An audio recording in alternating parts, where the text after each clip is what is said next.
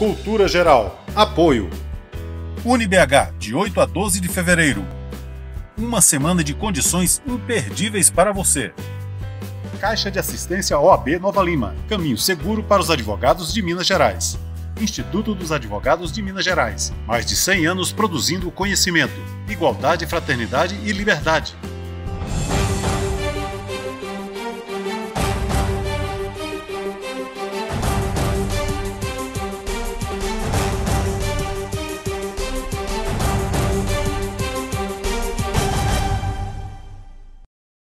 Olá, sejam todos muito bem-vindos ao Cultura Geral mais uma vez, abrindo a temporada 21.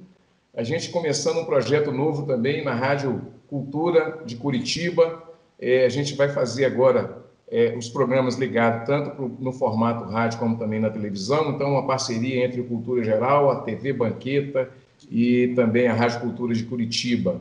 Fora que a gente também está nas redes sociais com essa parceria também com o Carlos Mário Alvarez também, que a gente tem essa troca super interessante.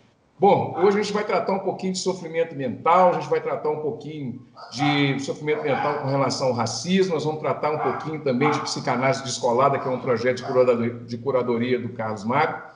E é muito importante a gente tratar desse aspecto, né, desse sofrimento mental que tem acometido as pessoas também na pandemia, dessa estrutura toda que a gente tem vivido também, né, de pressão do capital. É tudo muito importante, isso tudo está muito ligado.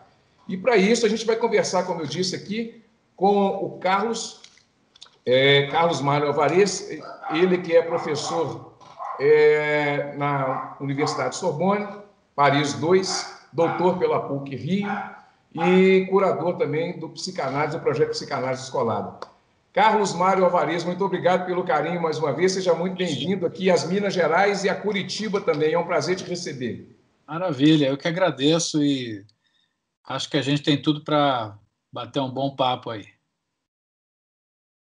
Ô, Carlos, como que a gente poderia entrar primeiro no racismo estrutural que a gente vive e as ferramentas, os gatilhos que provocam esse tipo de sofrimento, né? O que a gente vive hoje, essa pressão exacerbada do capital, essa pressão exacerbada de toda a subjetividade humana. Como é que a gente entende isso? Olha, eu vou começar dizendo o seguinte: o ser humano, ele é um ser gregário. Isso quer dizer que ele vive em grupos, né? Desde sempre. Ele faz o grupo dele e, se você for pegar lá nos nossos primórdios, esse grupo era um grupo nômade e vivia se deslocando, né? Mas você imagina que, para fazer isso, ele devia encontrar outros grupos e aí eles guerreavam. Existe uma coisa no humano que é ele fazer o grupinho dele se sentir dentro de uma certa unidade, de um certo conjunto, de um certo pertencimento e, de uma certa maneira, rejeitar. E aí você tem agredir, violentar, escravizar, maltratar, desrespeitar aquele que é fora desse grupo, desse unitário. Você vê que eu estou me aproximando para dizer o seguinte: existe no humano um tipo de funcionamento gregário que ele fecha, né? E aí tudo aquilo que é diferente, tudo aquilo que não é a identidade daquele grupo, que não faz parte, que por algum motivo destoa ou é estranho ou é estrangeiro, existe uma grande chance de entrar em conflito, por exemplo, de entrar em guerra, de fechar as portas. Esse pensamento ele pode servir para entender a questão do racismo, como ele pode servir para entender outras formas de segregação. Você pode pensar também na questão da xenofobia dos estrangeiros, por exemplo. Por que existe, né, algo no humano que ele olha para o outro, classifica, avalia, julga e tira suas próprias conclusões, né? Porque é um tipo de pensamento, digamos, enraizado e compulsivo que leva alguém, novamente, a ter que, para ele se defender, para ele se manter numa suposta existência íntegra, ele precisa ver que o que não é ele precisa ser, de alguma maneira, afastado. E isso pode ser muito cruel. O Freud chamava de narcisismo das pequenas diferenças essas formas de dizer: o meu é bom, o meu grupo é bom, digamos, a minha turma é boa, a minha galera é legal, agora aquilo que não é parecido comigo, aquilo que é diferente de mim, aquilo que não é meu, que não sou eu, aquilo é ruim. Esse pensamento, ele tem uma capacidade assim de funcionar no nível do pré-julgamento, do preconceito, e acaba sendo uma forma de segregar cruel. Então, o racismo, em parte, ele pode ser visto aí. Evidentemente que eu não tenho condição de esgotar esse tema, mas eu posso trazer alguma ideia sobre isso. Então, culturalmente, né, existe um processo de batalha, de guerra, de hostilidade, de violência entre brancos e negros, ou entre asiáticos, ou entre os, digamos, por exemplo, os portugueses brancos contra os índios, né? E você tem grupos, etnias, que estão historicamente há muito tempo no embate, né? Lembrar, por exemplo, que o Homo sapiens, que somos nós, surgimos aí, digamos, ninguém tem isso precisamente, há uns 200 mil anos atrás, e quando ele surgiu, o Neandertal, que precedeu ao Homo sapiens, estava aí. E o que aconteceu foi uma barbárie, né? O Homo sapiens destruiu o Neandertal, que era mais forte e tal. Você vê, esse tipo de comportamento, ele existe, ele está aí, né? Se você, por exemplo, vê atitudes fascistas, atitudes de violência, por exemplo, contra o negro ou contra talvez o dito homossexual, né? Sei lá, o gay, algo que faça uma questão e que irrite, né, o imaginário, o pensamento dessas pessoas, eles vão atuar maltratando, segregando, vão entrar em conflito. Então isso é do humano, isso é lamentável. É lamentável porque o que a gente pode opor à violência, ou ainda mais radicalmente, o que a gente pode opor à barbárie? Eu só teria uma ideia: a educação, né? Agora, o processo de educação ele é todo comprometido também com valores, com hegemonias, com poderes. A gente fica muito vulnerável diante dessas diferenças que são tratadas na radicalidade do ou tu ou eu, né? Ou vivo eu e anulo você, ou você me anula. E aí a gente está no pior dos mundos, que é o mundo da barbárie. Infelizmente, a gente não superou isso.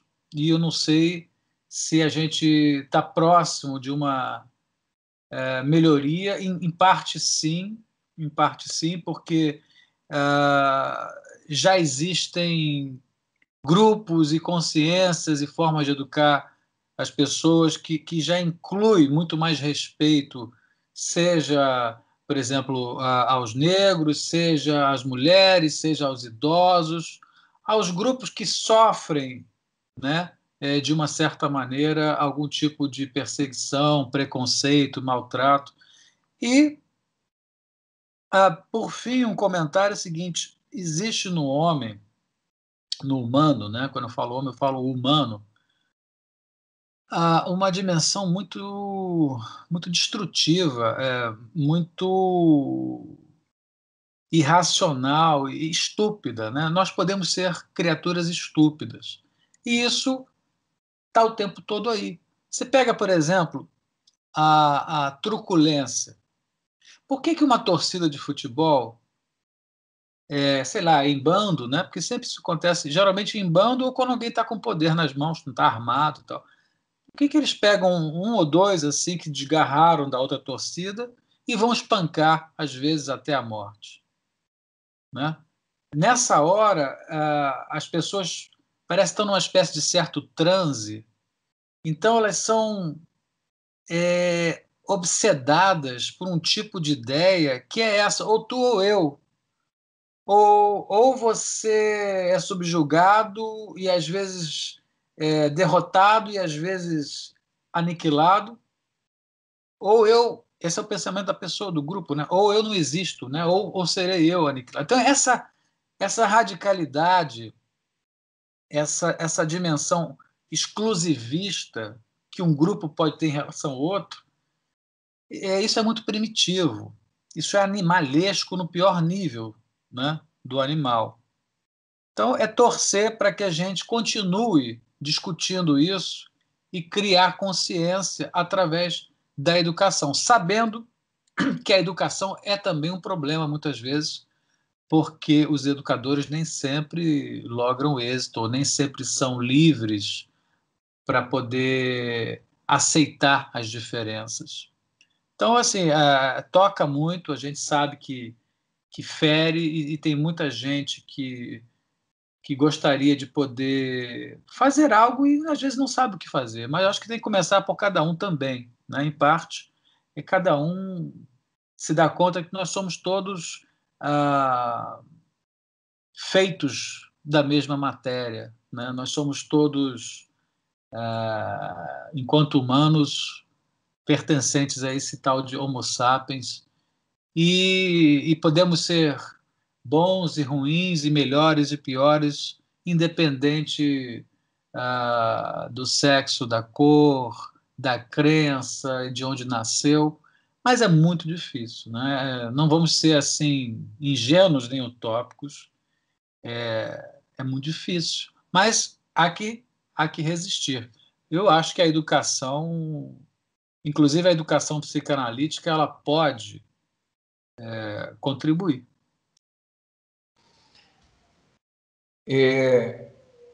Além de cultural, Carlos, isso tem muito de perversidade também, nessa ideia de eliminação do outro, né? Essa ideia de lá dos primórdios, né? De que o homem sente esse gosto de sangue na boca desde os primórdios, né?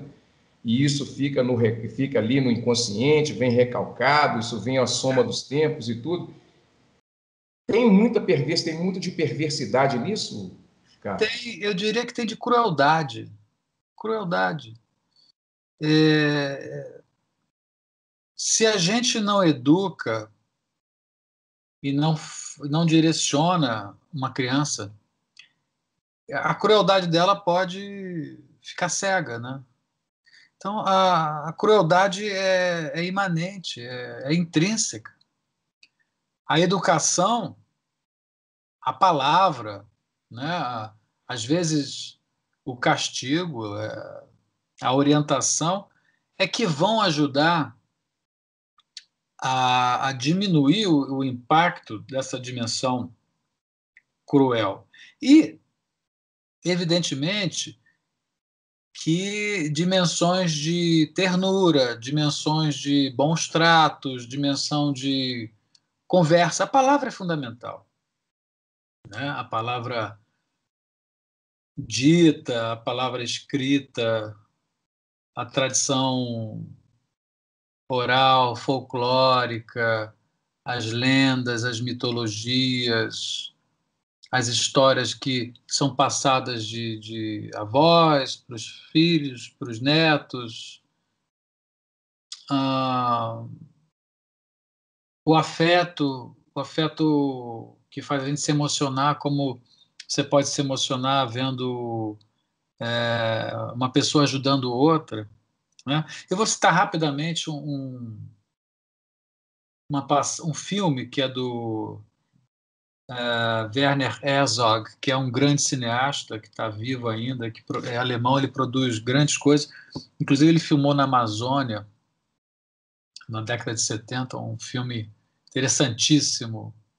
Mas o filme que eu quero falar agora é O Sobrevivente, em que é um americano, né, todo filhinho da mamãe almofadinha, mas é aviador lá da Força Aérea. Enfim, ele caiu no Laos, em plena guerra, ali próximo, né, naquela região do Vietnã, foi capturado, foi feito escravo, foi feito prisioneiro, foi assim, foi para o pior dos mundos, né?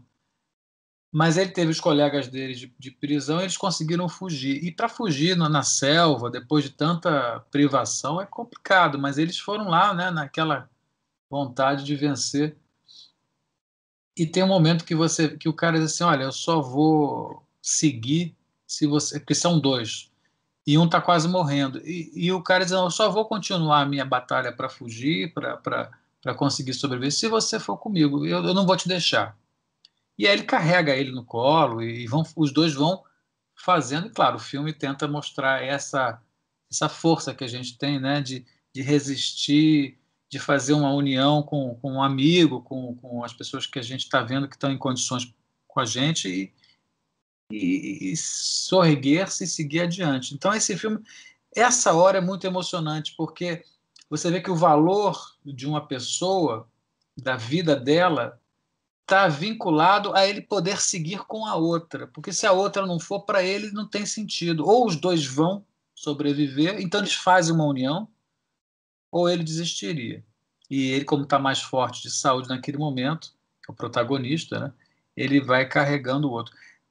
É apenas para dizer assim, um momento interessante, tem vários outros filmes que tem isso, em que o humano é capaz de se unir e dizer que, olha, só vale se a gente for junto, se a gente for unido. Se não for, não serve.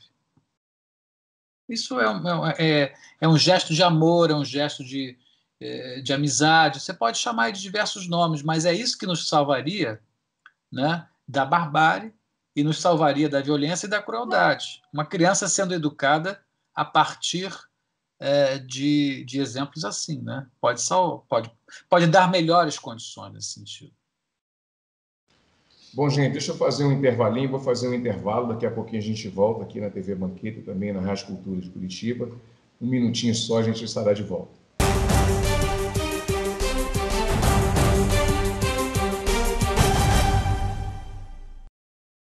Com fome, fica muito difícil aprender. Por isso, vamos entregar milhares de kits pedagógicos para crianças e jovens e para suas famílias, cestas de alimentos e de material de limpeza. Assim, todos vão estudar protegidos e bem alimentados. Não é fácil, mas com a sua ajuda é possível. Criança Nota 10. Proteger a infância é acreditar no futuro. Apoio TV Banqueta.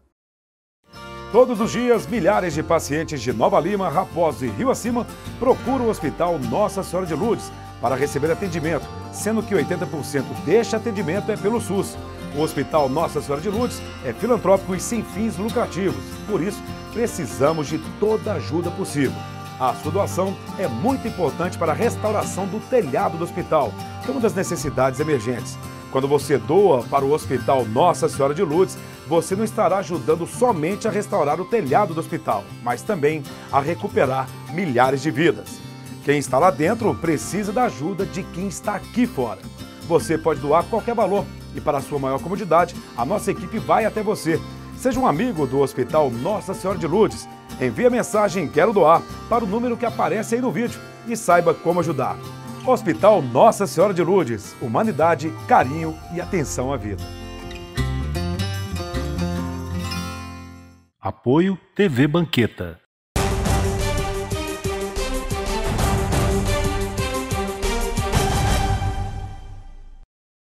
Bom, estamos de volta com Cultura Geral aqui na Rádio Cultura de Curitiba e também na TV Banqueta, nesse formato novo.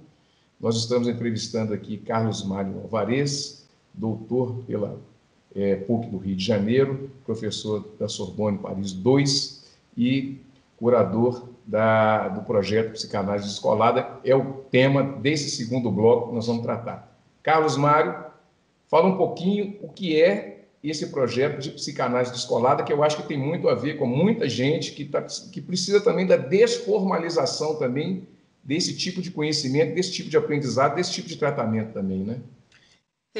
A palavra descolada me veio quase que por acaso dentro de uma associação livre, né? Aquela próxima de deslocada, né? Por exemplo. Então, o que é algo que descola? É algo que desliza também. É algo que vai além das amarras, né? Você pode também aproximar descolar de decolar. Deslizar, deslocar, decolar. O que é algo que descola, então, senão algo que se liberta, né? Algo que se emancipa, algo que se lança, algo que perde o grude que o prendia. Tem vários sentidos quando eu chamo psicanálise descolada. Um deles é que ela descola dos meios mais tradicionais da psicanálise, que são a instituição de psicanálise, a sociedade de psicanálise, a própria universidade. E descolar também é próprio de desrecalcar, que é o que o analista busca com o seu paciente. O que é isso? É a gente poder ver aquilo que a gente não conseguia. É a gente poder superar uma dificuldade que nos manteve presos, inibidos, reclusos por muito tempo. É a gente poder criar coragem para bancar o desejo. É a gente poder criar força na gente, energia, para poder superar uma dor, uma perda, superar uma dificuldade e seguir a vida acreditando que ela pode ser melhor, que ela pode ser mais criativa e com menos sofrimento. Então, é uma provocação essa ideia de descolar, né? Vamos descolar, por exemplo, de papai e mamãe e termos uma vida um pouco mais independente. Vamos descolar, digamos, de preconceitos, para ficar no tema aí do primeiro bloco, e vamos tentar deslizar com um pouco mais de liberdade. Então, quando eu fiz o projeto, inicialmente, ele começou em 1900, olha como eu estou pensando, em 2012, porque eu tinha terminado meu doutorado e estava querendo explorar um pouco a linguagem dos vídeos. Então eu peguei meu telefone, botei assim em frente, como eu estou aqui contigo no meu computador, botei em frente, gravei um vídeo sobre julgamento, né, o problema que as pessoas julgam as outras, coloquei no YouTube e no Facebook. Naquela época eu não tinha o Instagram, eu acredito, pelo menos eu não estava no Instagram. E, de repente, Ederson, eu vi que aquele meu vídeo sobre julgamento teve em torno de 10 mil visualizações na primeira semana dele. Enquanto que os artigos que eu publicava, ou a minha tese de doutorado, não tinha nem 10 leitores, entende? Então eu falei, poxa, de repente está aí uma linguagem também descolada. E eu comecei a produzir muitos vídeos. E eu tenho para mim que se eu não sou o primeiro, eu sou um dos primeiros psicanalistas com formação, com todo um percurso universitário, acadêmico, com 20 anos de docência. Eu devo ter sido, se não o primeiro, um dos primeiros analistas a ter criado um canal de comunicação de linguagem da psicanálise pelo vídeo e pelas mídias digitais. E nós estamos até hoje descobrindo novas formas de comunicação, e hoje o Psicanálise Descolada cresceu muito, tem aí o Instagram, tem o YouTube e tem o próprio Facebook, e vamos fazendo aí, agora com a situação da quarentena, que obrigou muita gente, né, muita gente mesmo, a ter que ficar em casa e a ter que se ver com as suas angústias.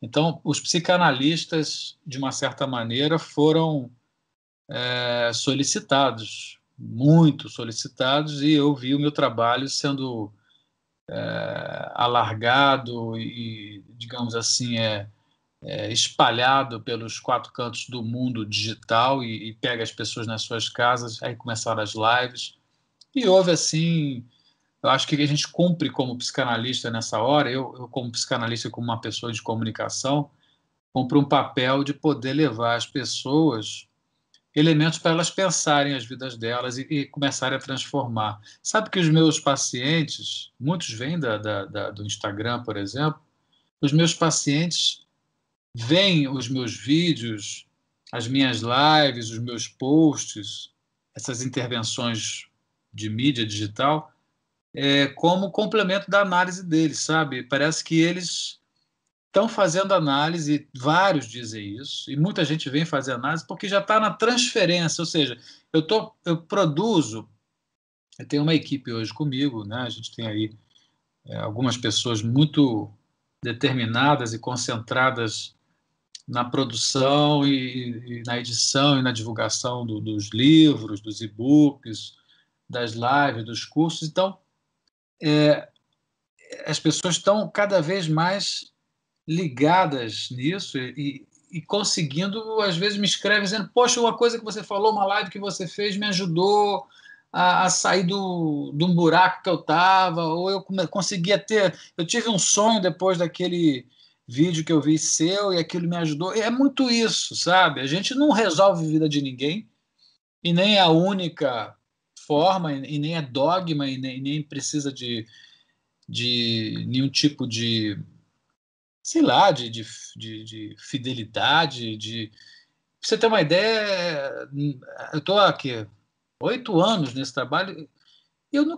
Todo o meu material é gratuito para as pessoas, né? Eu tenho um material vasto, e talvez agora tenha uma coisa ou outra dentro de um sistema de curso que é cobrado, porque a gente tem que cobrar o curso, mas o curso é pequeno perto do manancial de vídeos e posts e lives que estão por aí, que são disponíveis, né? Então as pessoas estão se beneficiando muito disso. Cara, você acha que essa linguagem, principalmente na psicanálise, que eu conheço só 2 que fazem, você falou que é o primeiro, e é realmente um dos primeiros que eu vi mesmo, e o Fábio Belo, aqui de Belo Horizonte, que é meu amigo também, e começa isso também, foi depois de você, mas essa linguagem vai ter que ser adaptada também, e assim, as pessoas estão mais conectadas e mais digitalizadas. Como é que você vê tudo isso aí? E nós falamos, eu lembrei a gente dos bastidores falando, acho que nós falamos da outra vez muito da subjetividade do sujeito, né? Essa coisa da internalização das coisas e tal, e a digitalização também tem muito a ver com isso, né? Você acha que veio para ficar mesmo? Como é que você vê tudo isso e como é que você vê o tratamento de forma online? Veio para ficar, veio para expandir as formas de troca, de comunicação, né? O mundo digital ele amplia os canais. Você compra coisas, você vende coisas, você pode estudar em universidades, em cursos, em processos de formação de psicanálise, por exemplo. Você pode visitar bibliotecas e fazer reuniões com pessoas e uma série de coisas que todo mundo sabe como é. E isso aumenta muito o espectro de possibilidades. Te dou um pequeno exemplo que acontece comigo. Eu sou fascinado pelo YouTube, tá? O que me fascina no YouTube? É porque eu consigo escolher as palestras que eu vou assistir, os teóricos que eu quero ver as aulas, acompanhar várias entrevistas que são importantes, programas que passaram nas televisões no passado e a gente nunca teria acesso. Então, isso nos dá uma capacidade enorme de construir o nosso mundo, a nossa realidade, muito mais ativamente, muito mais diretivamente do que antes, que a gente era muito passivo diante das programações de televisão, né? Hoje o lema do YouTube, o slogan deles, desde o início, é Broadcast Yourself, que traduzindo é algo como tipo, seja você a sua própria rede de televisão, a sua própria rede de comunicação, né? Faça a sua rede, né? E divulgue, faça você a sua televisão, seja você o seu editor. E com a profusão de celulares que todo mundo, né, não sei se todo mundo, mas assim, uma boa parte da população já tem celular, e os celulares em geral têm câmera, e as pessoas aprendem a se comunicar. Manda pelo WhatsApp, publica no YouTube, bota no Instagram, e está tudo em torno disso. Por exemplo, tem atos falhos digitais, que são interessantes e precisam e podem ser analisados e considerados, né? O que é você escrever algo que você achou que ia falar uma palavra e ela caiu para uma próxima, né? É interessante isso. Tudo acontece no mundo digital em maior escala, em maior profusão, e a gente ganha caminhos. Eu tenho dito, a gente está saindo da perspectiva exclusiva do território, que é esse onde a gente pisa, na terra, e está migrando para as nuvens, né? As dimensões de digitalização de imagens, a nossa viagem através disso, né? Eu estou junto com você, você está em Minas, eu estou no Rio de Janeiro, mas a gente está no mesmo lugar, né? Esse virtual, esse lugar que tem uma presença que dispensa o nosso corpo físico, dito físico,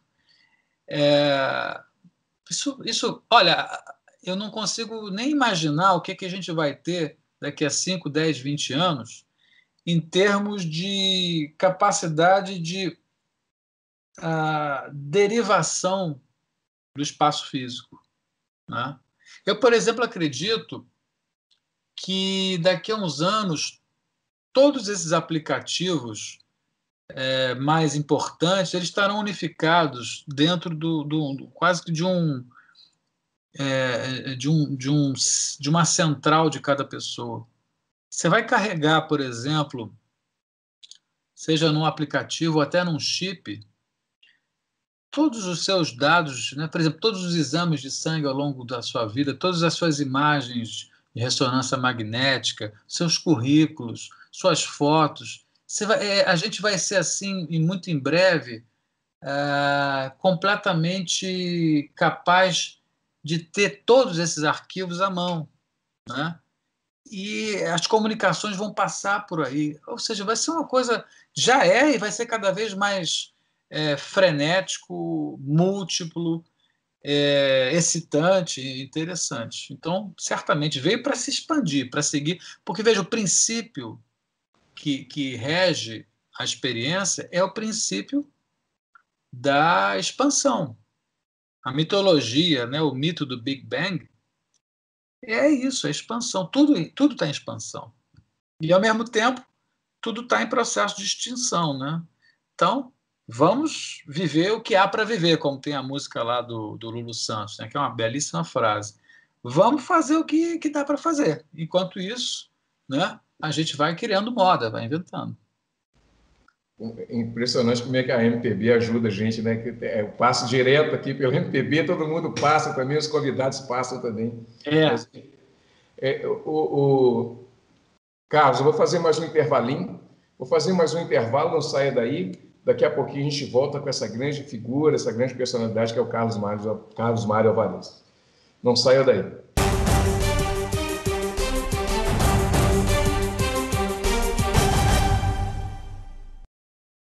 Todos os dias, milhares de pacientes de Nova Lima, Raposo e Rio Acima procuram o Hospital Nossa Senhora de Lourdes para receber atendimento, sendo que 80% deste atendimento é pelo SUS. O Hospital Nossa Senhora de Lourdes é filantrópico e sem fins lucrativos, por isso precisamos de toda a ajuda possível. A sua doação é muito importante para a restauração do telhado do hospital, que é uma das necessidades emergentes. Quando você doa para o Hospital Nossa Senhora de Lourdes, você não estará ajudando somente a restaurar o telhado do hospital, mas também a recuperar milhares de vidas. Quem está lá dentro precisa da ajuda de quem está aqui fora. Você pode doar qualquer valor e, para a sua maior comodidade, a nossa equipe vai até você. Seja um amigo do Hospital Nossa Senhora de Lourdes. Envie a mensagem "Quero doar" para o número que aparece aí no vídeo e saiba como ajudar. Hospital Nossa Senhora de Lourdes. Humanidade, carinho e atenção à vida. Apoio TV Banqueta. Com fome, fica muito difícil aprender. Por isso, vamos entregar milhares de kits pedagógicos para crianças e jovens e para suas famílias, cestas de alimentos e de material de limpeza. Assim, todos vão estudar protegidos e bem alimentados. Não é fácil, mas com a sua ajuda é possível. Criança Nota 10. Proteger a infância é acreditar no futuro. Apoio TV Banqueta.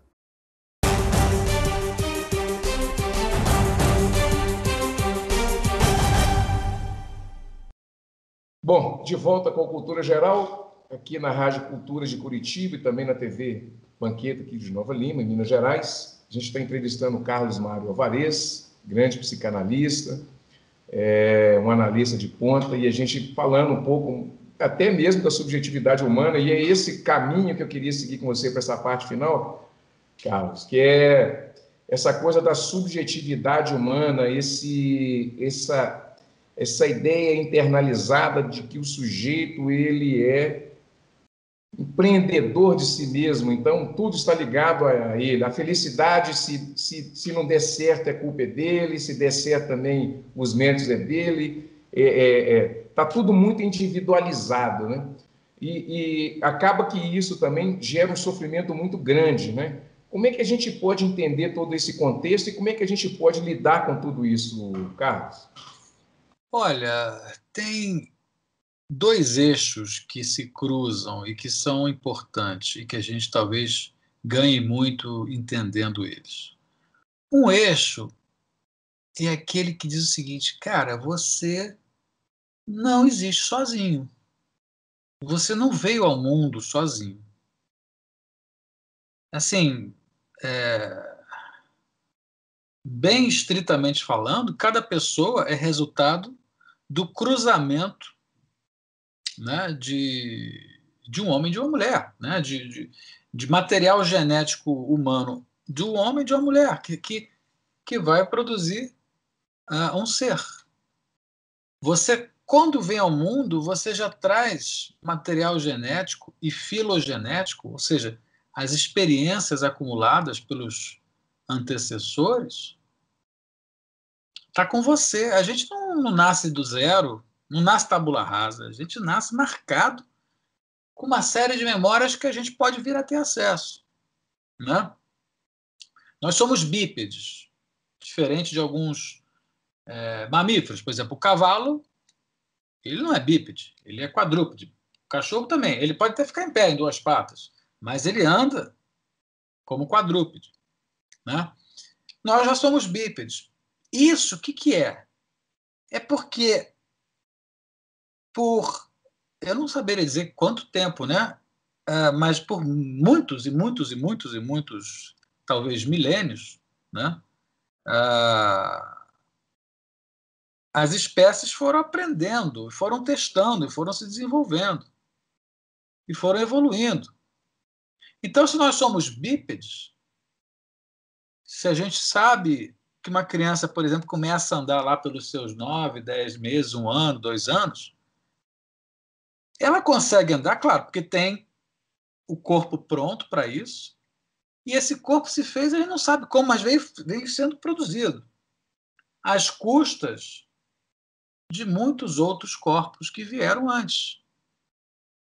Se pegar essa ideia, a gente vai entender o seguinte: a gente só está aqui dessa forma porque os nossos antecessores foram fantasticamente vencedores, foram fantasticamente desbravadores, resistentes. A gente fala, e se a gente fala é porque tem a língua. E se tem a língua, é porque essa língua foi produzida, né? A gente vem falar uma língua. Na verdade, a gente pede licença para falar. A gente, entre aspas, aluga, no caso da gente aqui, o português, porque não foi nem eu nem você, né, que inventou o português, mas a gente usa, né? A gente está vestindo camisa porque quanto tempo levou a humanidade para construir essa tecnologia que chegou a isso aqui? Ou então o relógio, o celular.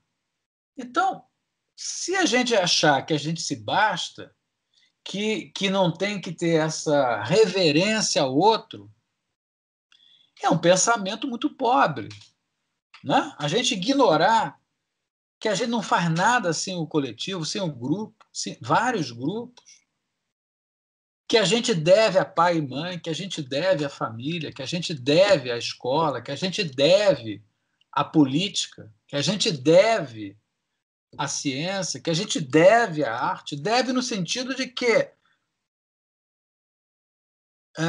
tudo isso compõe. E foram pessoas. Esse quadro que está aqui atrás de mim foi pintado por uma pessoa que aprendeu e que provavelmente frequentou uma escola de arte, que veio de... Você vê, é tudo conectado. Então, esse é um eixo. O humano, se não tiver uma pessoa para pegar ele quando ele nasce, pegar ele no colo, acalentar, amamentar, livrar ele do frio, livrar ele, digamos assim, do desamparo inicial, ele não vai a lugar nenhum. Ele morre. Se não tiver afeto, se não tiver carinho, se não tiver esse amor, já era, vai ficando para trás. Então a gente não é nada sem o outro. A gente não tem, a gente é puro outro, nesse sentido. Agora, qual é o outro eixo da história? É que, ao mesmo tempo, nós temos um nome, aqui no Brasil cada um tem seu CPF, tem coisas que são só nossas. Esse tal corpo físico, né? Que cada um tem lá as suas idiosincrasias, cada um tem uma altura, cada um tem um desenho da impressão, né? da marca, da digitalização aqui desse dedo, né? dessas linhas todas da mão, do dedo. Né? Se for pegar e estudar o material genético, cada um é diferente. A íris, essas coisas que diferenciam as pessoas. E também, aí, como você veio falando, é a subjetividade. O que seria a subjetividade? Seria algo que se produz em cada um que faz esse um se sentir, pelo menos parcialmente, como um. E ele responde por um nome, e ele tem uma história, e ele tem um desejo. Só que isso é atravessado pelo eixo do outro, ou seja, o que a psicanálise vai mostrar o tempo todo. A minha subjetividade, ela só pode existir como subjetividade porque ela é atravessada pelo outro, pelos outros. Então, o meu nome não fui eu que dei. O meu material genético, eu não fui lá no shopping comprar, não. Eu herdei. Né? Então, no eixo, digamos, da diferenciação individual, quando a gente é mais a gente com a gente mesmo, mais o indivíduo, mais o serzinho, ele, a gente tem uma responsabilidade muito grande, né, também de levar adiante essa geringonça que a gente é. Nós só vamos brincar e dizer, eu sou uma geringonça, uma maquininha, você é outra, e assim por diante. E cada geringonça se articula com mais outras geringonças. Eu tenho que ser, esse é o ponto, eu tenho que ser responsável pela minha geringonça. Então eu tenho que saber que eu preciso tomar banho, que eu preciso escovar meu dente, que eu preciso respeitar as leis, que eu preciso frequentar a escola, no caso lá, quando eu era criança, que eu preciso cuidar, por exemplo, da minha saúde, por exemplo, não exceder com açúcar, não exceder com gordura. E, por exemplo, eu quero ter um projeto de vida, então eu vou lutar por ele, então se eu tiver que refazê-lo, eu sou responsável por isso. Eu preciso ser, eu não posso deixar isso na mão dos outros nesse sentido. Né? Porque senão não vou ser eu, digamos assim, aquele que vai estar assinando ou coassinando um projeto pessoal. Agora, não confundir a responsabilidade que cada um tem para levar a sua vida, para construir e negociando com o outro, fazendo uma política de convivência, uma política de boa vizinhança, por exemplo, né, onde cabe respeitar as diferenças, onde cabe segurar a onda da agressividade, né? Não confundir essa dimensão em que a gente tem uma responsabilidade por tocar a vida com um solipsismo, ou seja, com um delírio de que só existe eu, que só eu que vou importar, que o outro não vale nada, que é o que vai estar na raiz da segregação, seja ela qual for, né? Então, a dimensão subjetiva, ela existe atravessada pelo outro. E o que a psicanálise vai propor para um paciente que queira fazer análise é o seguinte: vem cá, cara, você está sofrendo, né? Bom, você não deu conta sozinho do seu sofrimento. Eu, como teu analista, eu vou começar a te ajudar. Então, você fala. Ah, mas vou falar o quê? Fala o que te vem à cabeça, porque nós vamos começar a descobrir coisas que estão emaranhadas aí que você não tem a menor noção. Você não vai falar isso com o teu amigo, não vai falar isso com o teu pai, não vai falar isso com a tua mãe, não vai falar isso com o teu chefe, não vai falar com o teu marido, tua esposa, porque é muito íntimo. Então, a psicanálise, ela produz uma intimidade, ela fabrica uma neo-intimidade em que a pessoa consiga ser mais altiva, mais dona do que ela faz. Ponto. Isso não quer dizer que ela não vai ter que prestar contas para os outros, que a gente tem o tempo todo. É isso.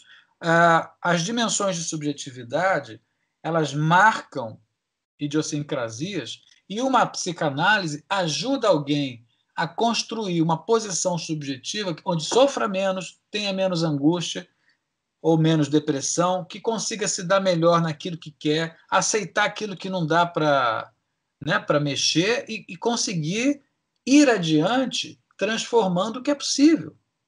É uma aposta. E essa aposta é movida por trabalho. E uma psicanálise, ela tem muita energia, ela tem muita capacidade de transformação e deslocamento e descolamento da própria energia, que o Freud chamava de libido, né? A energia sexual é a libido, essa energia que pulsa na gente, que é o corpo que pulsa. Então, uma psicanálise tenta produzir para aquele que a procura, lugares para existir, lugares psíquicos e também físicos, né, que sejam menos sofridos, mais criativos e capazes de trazer mais alegria. Eu penso que seria essa a melhor resposta que eu posso te dar hoje sobre isso. Bom, gente, chegamos ao final desse programa super bacana. Lembrei aqui, Carlos, nós falamos da outra entrevista, nós falamos do Byung-Chul Han, nós falamos da Sociedade do Cansaço. Verdade, é. Não é isso? Quem quiser assistir, quem quiser nos ver e ouvir as outras entrevistas junto com o Carlos Mário, tanto no canal dele, nas redes sociais dele, Instagram, YouTube e tudo, é só acessar, né? Carlos Mário Alvarez, Psicanálise Descolada, você vai conseguir encontrar. Carlos, muito obrigado pela sua participação, foi um prazer mais uma vez, eu espero contar com você mais vezes dentro dessa parceria nossa, viu?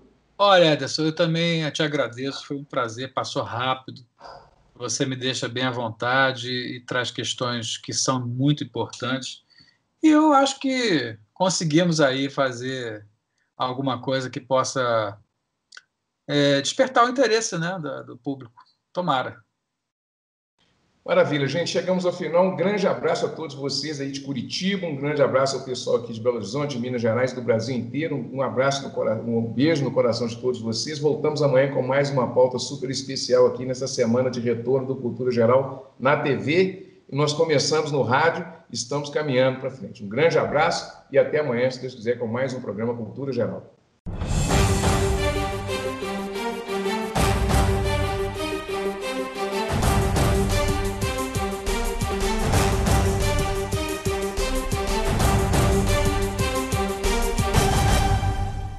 Cultura Geral. Apoio. UniBH, de 8 a 12 de fevereiro. Uma semana de condições imperdíveis para você. Caixa de Assistência OAB Nova Lima. Caminho seguro para os advogados de Minas Gerais. Instituto dos Advogados de Minas Gerais. Mais de 100 anos produzindo conhecimento, igualdade, fraternidade e liberdade.